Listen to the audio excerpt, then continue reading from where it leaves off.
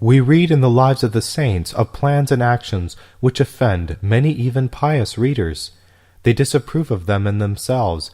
They disapprove still more of their being held up either to the admiration or imitation of the faithful. Now, if when the saints themselves were alive, redolent with the odor of their sanctity, the vividness of their bright example, and the solemn authentication of their frequent miracles fresh upon them and around them, if at that time there was almost a general disapprobation of their plans and modes of actions, as in the case of St. Alphonsus Liguori when he founded his congregation, if, as again St. Alphonsus was, they were left persisting in a kind of proud-looking isolation, if even popes and bishops were against them, and they gave way only to the pressure of actual command, if the pious were scandalized, and the Holy Inquisition interfered, if calumny seemed for the whole truth and the truth hypocrisy, if these wonderful men also went so far as to consider this opposition and offense the best proof they could have had that their work was the will of God, as St. Philip Neri and our good Bishop Chandler are said often to have refused to join in a work because it was not opposed by the good kind of men, if all this took place where they were personally concerned, must not something of the same sort be always expected towards their lives, especially if those lives be faithful and minute? And will not this easily account for the diversity of opinion and the somewhat offended temper of objection which saints' lives have generally elicited?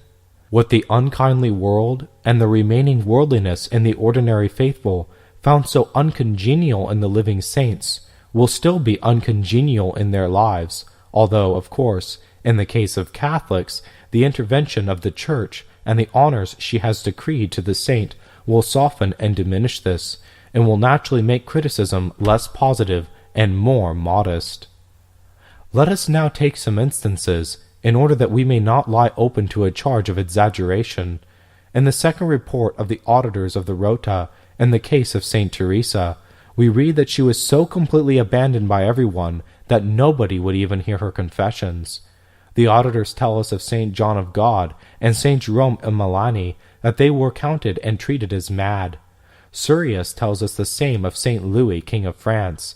As to persecutions from heathens and heretics, we know what St. Francis Xavier suffered in India, St. James de la Marche from Fraticelli, St. Pascal Balion from the Huguenots, and St. Didacus in the Canaries.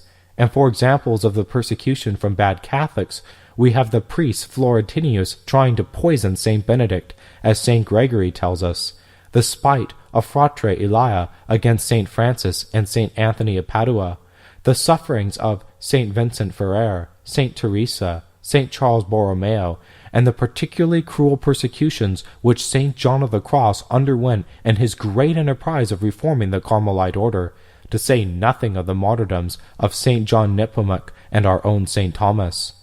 But it is more to our purpose to adduce instances of the saints being persecuted by good men, whom God, for their own humiliation and the merit of his servants, allowed to mistake the saint, or to be deceived by calumny.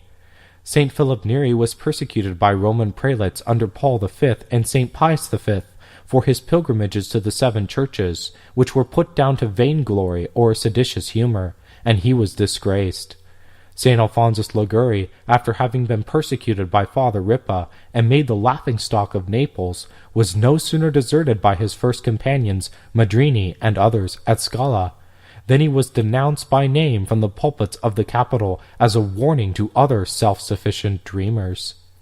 St. Teresa was denounced to the Inquisition, and so was St. Ignatius. The venerable abbot Bearer was deposed by a delegate of the Holy See, and bore his unjust punishment with the utmost patience for 7 years. The glorious St. Joseph Calasancius, whose life is such a study for these times, was summoned before the Inquisition.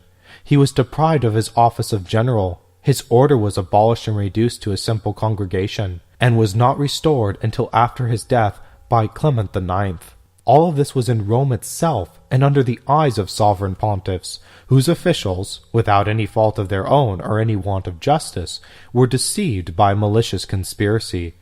and we are actually told that so frequent and grievous were the persecutions which Saint Joseph Calasantius underwent from good men and prelates in authority, that the postulators were more than once on the point of giving the cause up in despair.